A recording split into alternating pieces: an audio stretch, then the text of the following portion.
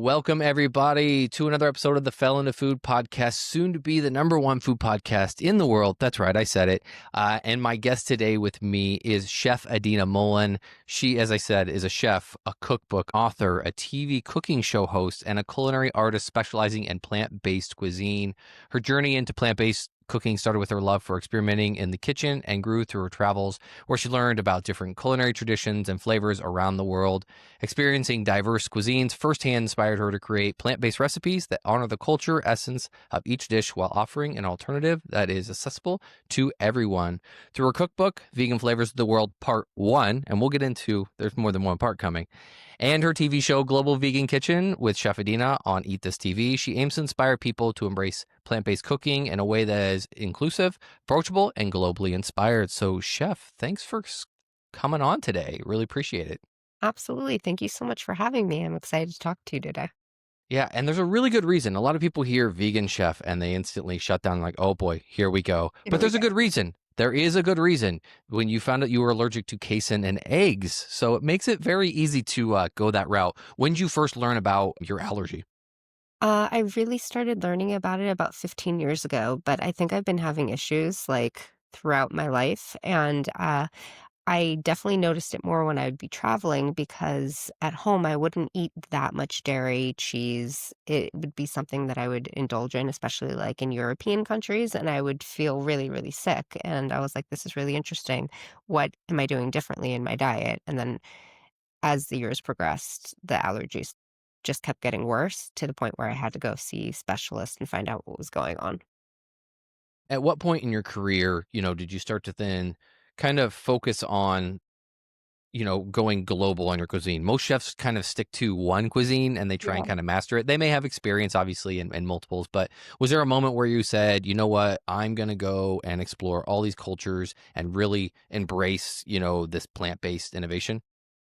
I think it, like, has always been an interest of mine. My parents, they are both hippies and are both American, but I think they wanted to be, like, Indian, so we used to go to, like, bhajans all the time. I was really, from an early age, ate a lot of Indian food and just loved the culture, and so that was actually one of the first cuisines I taught myself how to make.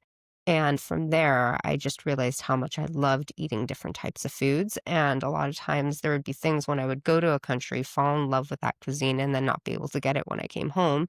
And I was like, you know what?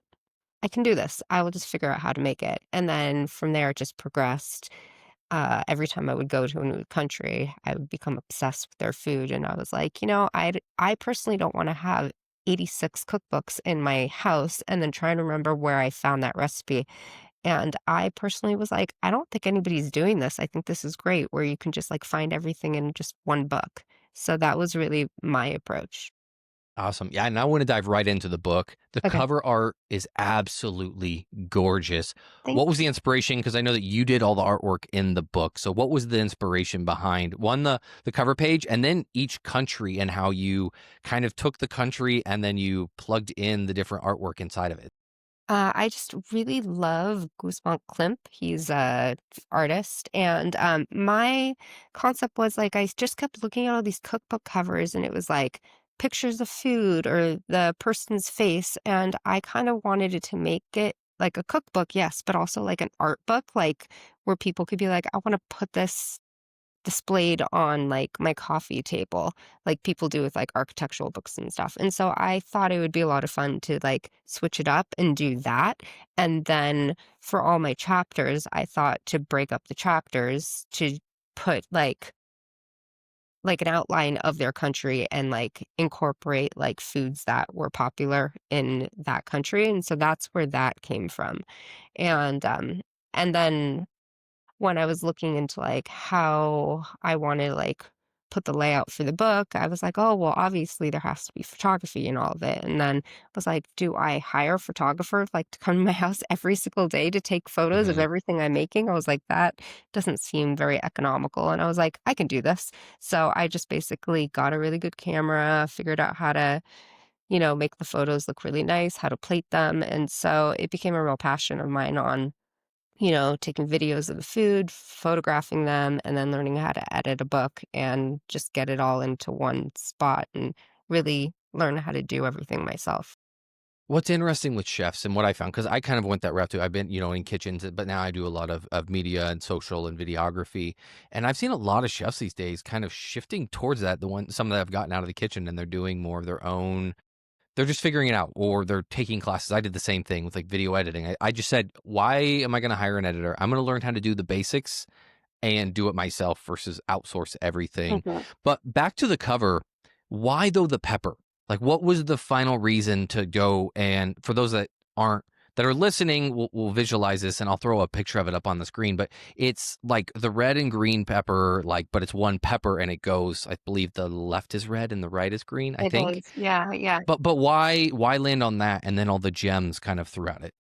Well, I wanted to make it look like kind of like it's an important piece. Like there's gems, things are growing in it. Like plants are special and they're not just like something you throw on the plate as an accessory.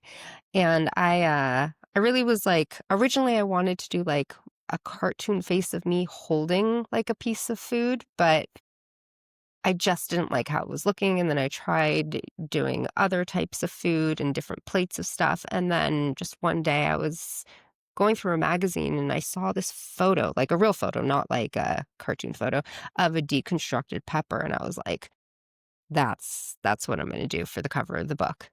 And so then I just went in and redesigned it, and then I just Awesome. thought, like, the color palettes of it were just, like, really nice. Yeah, it's really cool, and it almost tells a story, right, of how a pepper, it goes from red, and as it sits, it starts to change colors, and that's, how the other peppers develop. I absolutely love it. It was the first thing I noticed, and I was like, "Wow, that's just stunning."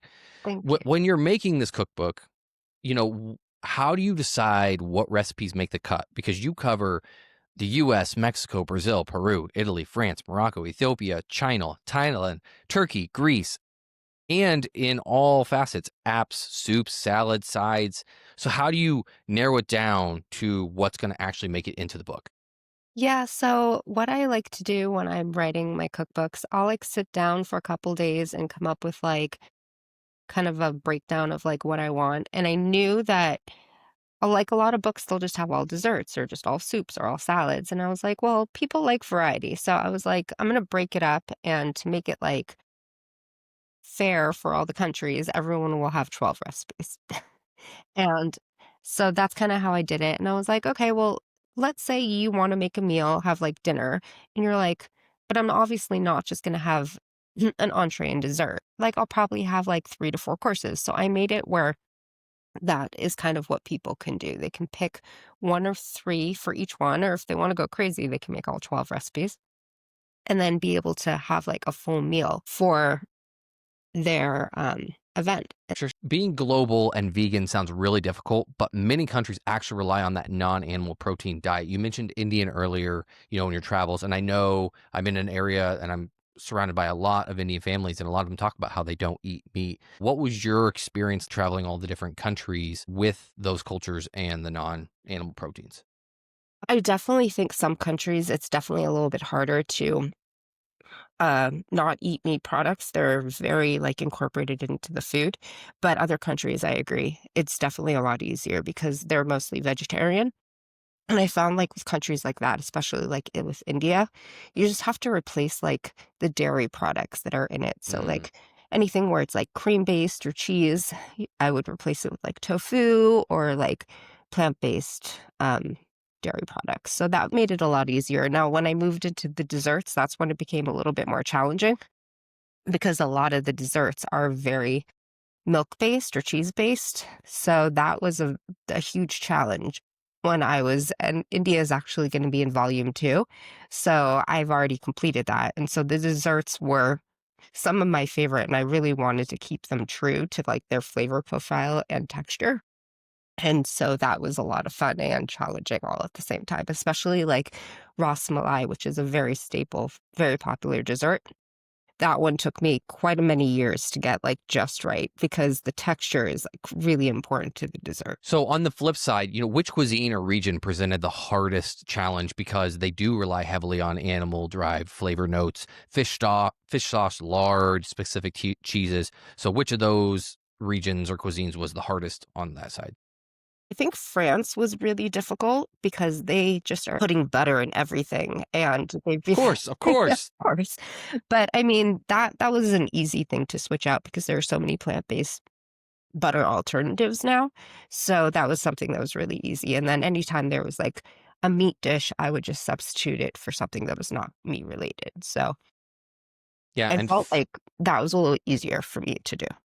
we say as chefs, fattest flavor, it's in classic global cooking. You mentioned France, that's in everything. When you're developing the recipes and developing flavors, how is the mouthfeel with, I guess, a fake or synthetic butter versus the real thing? And how do you make that work in a recipe so it has the right mouthfeel? I personally haven't eaten butter in like 20 years, so I can't really tell the difference. But I do notice that some people um, can taste the difference. And with that, I think there are certain products out there that definitely have the same texture and taste profile. So, like, I know, like, Mykonos butter is one of those where a lot of people don't notice that there's a change in taste at all. And that one's made with cashews.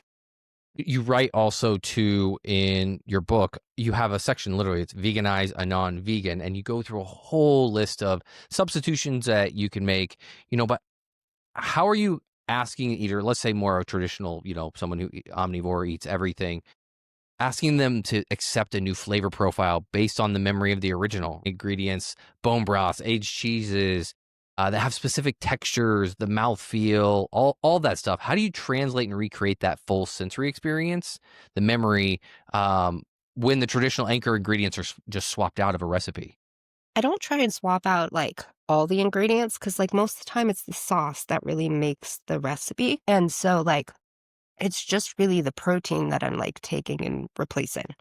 So with that, like, I try and keep the core spices and then, like, the tradition of how it's cooked, and then I take whatever it is, let's say it's, like, some kind of, like, pork or something, I might use, like, an oyster mushroom, or if it's chicken, I might use tofu.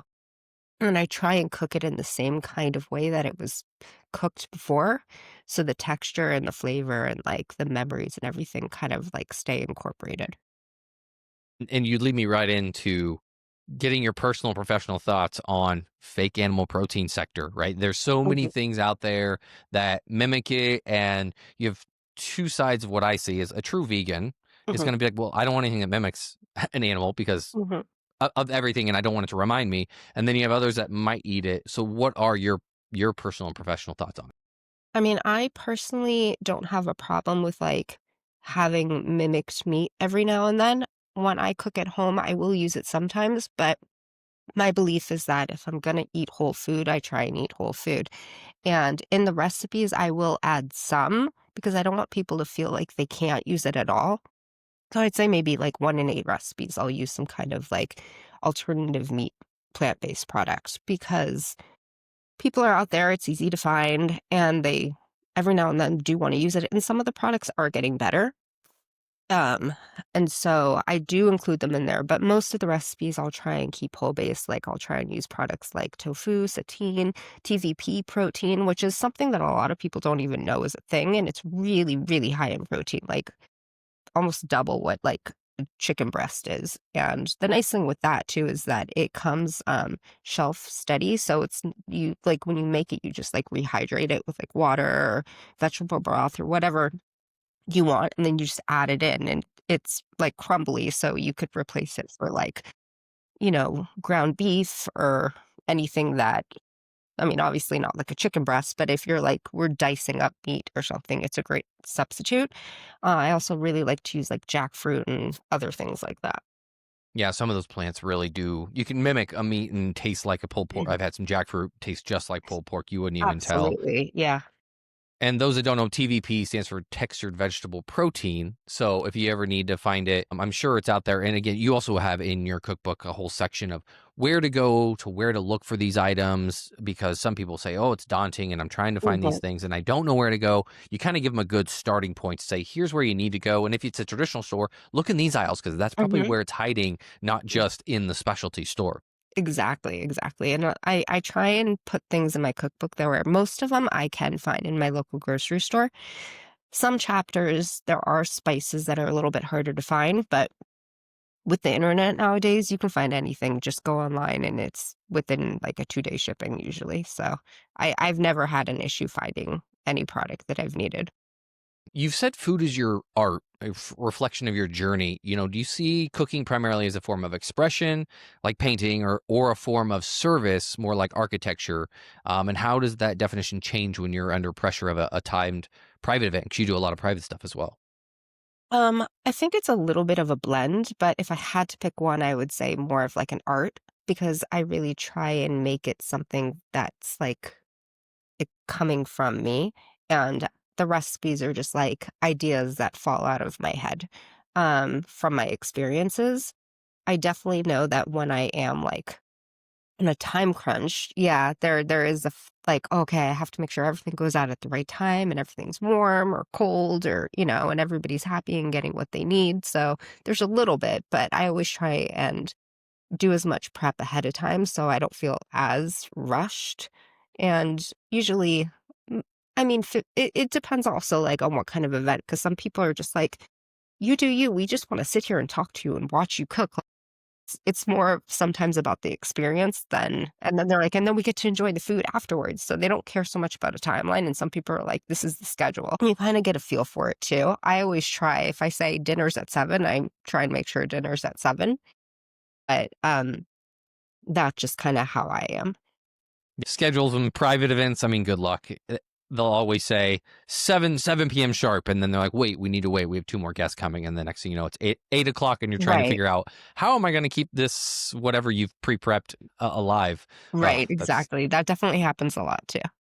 when you're doing these events as well. A lot. If now are I guess the question should be: are a lot of the people you're cooking for, do they specialize in and they're wanting that type of food, that more plant-based, natural, or is it a blend of clients? No, it's definitely a blend of clients, and some people, they're just, like, really excited to try something new, and some people are like kinda got talked into it or whatever. They want something a little different, you never know. So it's always interesting to meet new people and find out what they want. And you're focusing on local and fresh and probably seasonal, right? I think a lot of us chefs Mhm. try to do that as much as possible. What goes behind the logistics of buying specialized fresh ingredients, especially all over the country, depending where you're at, Yeah. and then minimizing food waste, which, is obviously something we take pride in of trying to not throw anything away. No, I'm definitely of the belief that I don't throw anything away. If, like, I made something and I made too much of it, I try and either alter it to make it into a new recipe, but I'm also kind of one of those people that I make less than maybe I need because I personally am like, okay, sometimes I know I will eat this for 5 days, but a lot of times I want to eat something different every day. So I'll just make a little bit less unless it's something that's like super easy to like convert into something else. Like maybe I'll make like 3 cups of plain rice. I won't add any seasoning to it because it's really easy to just let it sit in the fridge and then you can take what you need and add to it later. But if I'm making a main dish, especially if it's something that I'm like, this isn't going to sit well for a couple days, I'll just make less. Yeah, I love rice. Rice is such an easy one to do, to just cook it, Hmm. leave it, and it's better always, in my opinion, the next Yeah, day than eating it right out of the rice cooker or however you're doing it. absolutely. Yeah, And it absorbs so much, and it's just a good filler if you need to get something to absolutely. fill the And the belly nice up. thing is there's like 20 varieties. So if you don't want to eat like basmati rice every day, there's so many different kinds you can get. Oh yeah, for sure, for sure. Yeah. Um, serving both type of clients, do you ever try and sneak in some of the more plant-based stuff and see, are they willing to try those type of things? Sometimes I just, when I create menus, I don't even tell them it's plant-based. I'm just Really? like, "Here you go." Yeah, like, especially with my desserts, I'm like, "Oh, we're having a tiramisu cheesecake tonight." And they're like, "Amazing." And then I just bring it and they don't even know. I wish more people are open-minded to just trying whatever it is that you come up with as a chef, and that Yeah. they trust, here's what you want, and then you get those picky ones that are just like, I don't, it needs to be exactly this, but and then when they Yeah. try things, they don't even realize. Like, I know for steak, I love to use, like, lion's mane, Oh, mushroom. I love lion's mane. I actually did a barbecue. My dad came to visit and I was like, "Oh, we're gonna do a barbecue." And he's like, "Amazing." He's like, "I thought you were vegan." I'm like, "I am." I was like, "We can have a vegan barbecue." And I bring out these lion's mane steaks that I grilled. And he's sitting there eating and he's like, "Why did you give me steak?" And I'm like, "I didn't give you steak. That's mushroom." And he's like, "I had no idea." Um, we did lion's mane chicken nuggets. We have a mushroom farmer here in Chicago, and he brought some over, and he's like, "Hey, dude, we're gonna make this." And I was like, "What?" And we just dipped them in egg wash. Now, obviously, you Mm, could sub that out, and then we coat them in breadcrumbs, and then I just air fried them. amazing. And you would not believe how much they tasted like a chicken nugget. And it blew my mind. And I think that's what people, when they hear plant based, they instantly go to the fake things and all Mhm. that. And it's not about that. It's about using the things that are at our resources that mimic animal proteins or had that texture. I think it's more of a texture thing. Just I think people associate food with memories. So when you're like, "Here's a burger," and it's not what they consider a burger, their like brain just like kind of like loses their mind or something. They're like, "Nope, this is not what I want," and they like get upset. But if you can show them that it's the same thing, just a little different, but maybe they don't even know it's different, like, then I think it's fine. I think it's really just in people's minds, I think. I want to go back to your travels around the world and all these countries you visited. What's the game plan? When you go land down in a country, is it just, you're on a vacation, or is it a very specific plan of I'm going to this country and I want to learn about these things and that part of their cultural cuisine? How does that all work? No, I think it's a little bit of both. I mean, I always try and make it a vacation, but then I also use it as research. So it's not like I'm like, "Oh, I'm going there to go to these 10 restaurants and meet these chefs and do this and that." Like, I like to explore, like, the region, see what I'm doing, drive around, do activities, talk to people, go to restaurants.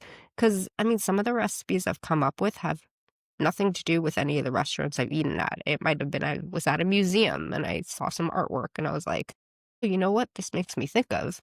And then I come up with a recipe from there. And I just realized I didn't even ask you how you actually really fell into food. How did you even become a chef? So I just kind of always loved it. I think I was like in my early 20s, I was dabbling. I was like, I would love to go to culinary school. Originally, I wanted to make wedding cakes. And so I was like, this would be a lot of fun. So I interviewed at some culinary schools. And then I realized that it's basically like a 9 to 5, Monday through Friday kind of thing. And I was not prepared to quit my job.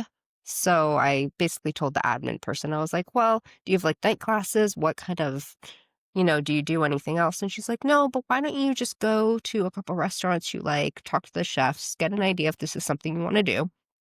So a couple days later, I actually went to dinner with a friend at this local French restaurant and, we're enjoying the meal, and I was like, "Oh, you know what? I'm gonna ask if I can talk to the chef." And so I asked talk to the chef. He came out and basically told him my story, and he was like, "We only work, nights. We only have dinner except for on the weekends." He's like, "Do you wanna come and help us prep one day this week?" And I was like, "Yeah, that sounds great."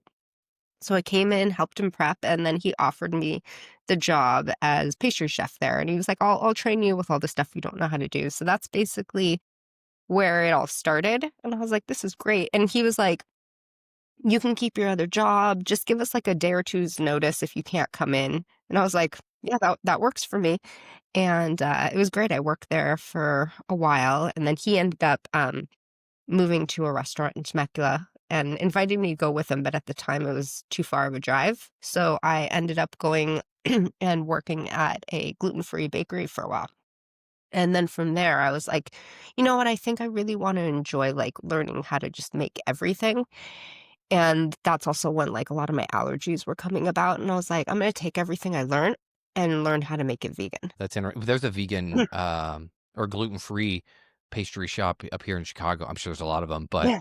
I think it's Westtown Bakery is the name of it, and it's got the whole right in the middle of it. It's a big glass dome. It's all like area, like everything. Like it's truly certified. Some of the best pastries I have ever had have came out of there, and if they told you how they're made, you would be like, no. No, I Yeah, don't believe you. I don't believe you yeah, at all. So there is definitely ways to make things taste really, really good without gluten and and without animal products. I completely agree. I completely agree. Now, when you worked in that like how long were you in the restaurants before you then decided to kind of start doing some private stuff and what you're doing today?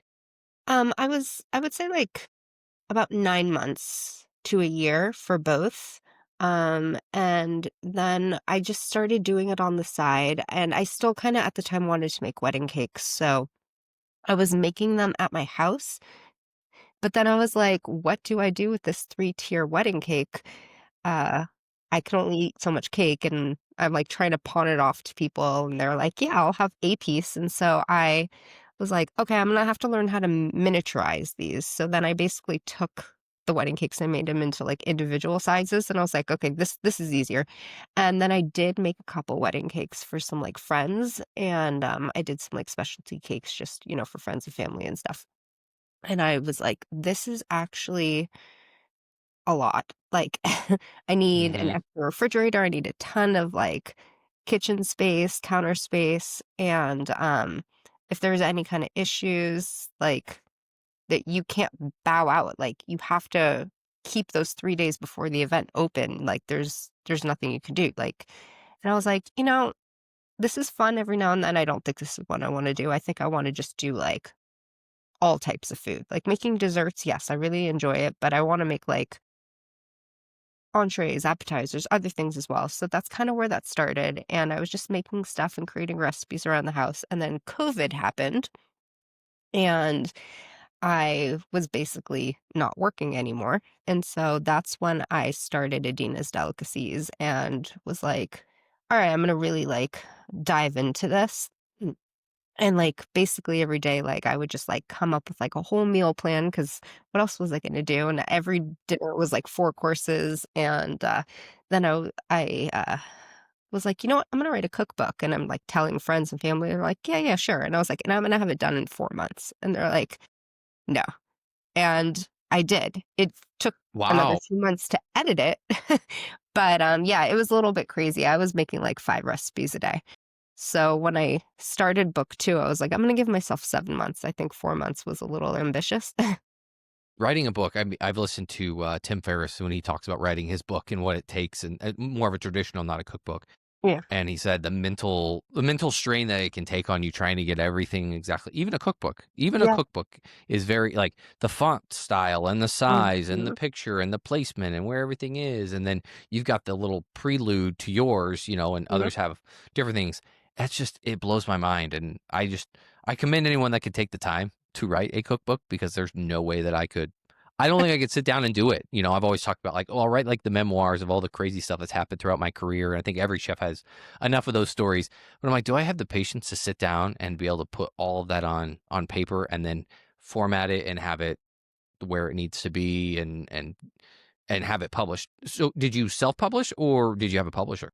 I did. I self-published the first book, Okay. and the second book is technically done. I just need to finalize the, cover art.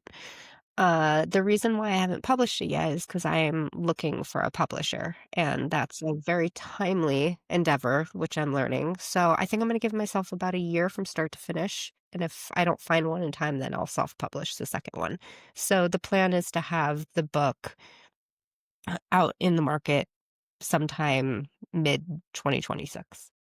Yeah. So all those you foodies listening, if you've got a publisher, you wrote a book, reach out so we can make some contacts here because that's what we do in the industry is we connect people. I wanted to ask about the YouTube, right? So you started or you did I don't know if was it a promo or what it Yeah, was and how was that shooting that? it was interesting, it was a lot of fun because, they reached out and they were like, "We want you to come to New York and do this promo," and, they were like, "Why don't you pick one of the chapters from your book and pick, like, 3 of the recipes?" So I picked Brazil, and I made 3 of the recipes, and basically, I sent them the grocery list ahead of time, so when I showed up, like, an hour or so before we did the, filming and basically measured everything out, and then everything's kinda behind the scenes, there's just, like, a million little ramekins Mhm. everywhere, and then you make one you have everything right in front of you, and the camera guy is amazing. He would always tell me, like, where to look and how to talk, and he's like, "Okay, now cut. Now go get what you need," and while I'm going to get what I need, there's this amazing woman standing, like, on the side, and she just is doing all my dishes. And I was like, "Here is my home address." It's Please. paradise when you get someone to do the dishes for you, and, I mean, normally we're like, "Ah, we'll help," but when there's somebody there to do it for you, yeah, No, it was you take them amazing. up on it. Yeah, absolutely. It was so great. So the taping was a lot of fun and it aired really well. And I mean, I would love to do it again. It's just about getting enough sponsors. So Of that course, was, of yeah. course. Well, you should even, and it's something I've done, is I'll pick a recipe and I'll kind of create it and just self-publish, obviously, on YouTube, because I think with your cuisine, people, I think, have a high inclination. They want to do more plant that home cooking, but I think they're afraid. I think they're Mm, really afraid, and I think you have something special and unique that you could kind of show people. Okay, and even if it's kind of with the glasses or whatever, and you're like, all right, here's how we're gonna do it. And it's you going into the grocery store and you finding the ingredients. Like, look, this is how easy it is to find them, and you find all the ingredients, and then you take them back to your house, and you just put the dish together as if you would for a regular dinner night, to show people that it doesn't take anything crazy or special, or some of the mm, techniques that you use. I think that's what a lot of people are afraid. They don't know how to make the swaps. You talk about the swaps, but yeah, even I have to look it up. Okay, well, if I'm swapping eggs for an egg alternative, is it a 1 for 1? Is it 2 for 1? Do I need to let it oh, yeah. sit? Does it have to cool down? Do I have to heat it up? Because some of those things take, special instructions to use. I think you could do something really cool, to the public, just to get them introduced to it more, and bring your cookbook alive, like, in a Yeah. visual format. It'd be pretty cool. I mean, in the recipes, I do put the measurements for the alternatives. Okay. And then, something it's not in the first cookbook because, unfortunately, I didn't think to do it until the book was almost finished, but, the second book is actually gonna have a QR code of me making the recipe. So every Oh. recipe will have a QR code, and you just scan it, take you to my Instagram page, and you can watch a 30-second to a minute and a half video of me making the recipe. So I know a lot of people are very visual, so they might read it and be like, "Huh." But then they watch it and they're like, "Oh, it's not as" Mm-mm. because I know a lot of times you'll look at a recipe and you're like, "There's no way I can do this. That looks way too complicated." But then you watch somebody do it and you're like, "Oh, I got this. I totally can do that. Not a problem at all." So I think it also takes away the fear. So that's something that people can definitely check out as well.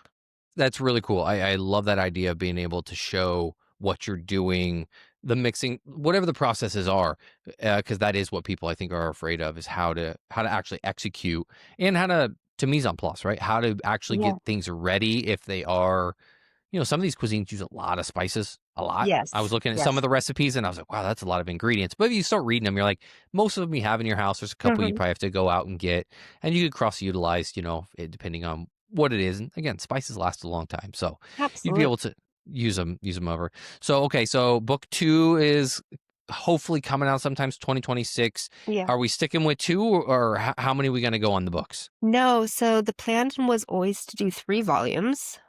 And so there'll be 3, and then there's a possibility that I'll do volume 4, but volume 4, I was thinking would be all the recipe or all the countries from the first 3 books, but it would just be all breakfast items because we didn't do breakfast for any of them, we just did everything else. I'm sure whoever is gonna be near my house for the months that I'm making that will get sick of breakfast food, but, whatever. There's no way, no way, no one gets No sick of way. breakfast. I could Months eat and months breakfast of just every night. breakfast food. Oh, you cannot go wrong with breakfast food. Absolutely love it. How do people find your book? How do they find you on all the socials? Absolutely. So everything is at Adina's Delicacies. The website is adinasdelicacies.com. You can find the book on Amazon or Ingham Spark, and you can search for Vegan Flavors of the World. It's volume 1, a culinary exploration of plant-based recipes from every corner of the globe. And if you look for that or my name, Rachel Adina Mullen, Adina Mullen, Chef Mullen, it'll all pop up. And yeah, other than that, yeah, you can find me on TikTok, Instagram, Facebook, YouTube, Love it, all love it. under that handle. Yeah, I'll put the links in the show notes as well, so it's easy for people to find if they want to pick that book up. Check out what you're doing. So stay tuned, everybody, because there is the part 2 coming. I'm going to go through the cookbook again. I just started looking at it today, and I'm like, ooh, a couple of those just look really tasty. So Mm. I've got to do some trial and maybe put up a video or two of trying them Oh, I myself. can't wait to see what they look like. Yeah, so I'll make sure I give you a tag on those. So be sure to check out that cookbook. Give them a try. If you're scared of plant-based cooking, don't be. It's not as scary as you think for whether dietary reasons or you just want to change the lifestyle. It's really high quality stuff. So give it a try. Any last parting words before we go? No, I just thank you so much for having me. And I really hope that people can use the book and really gather something important from it and, get some new recipes from it. Awesome. Well, thanks again, Chef. And until next time, we'll catch you on the sunny side. Thank you.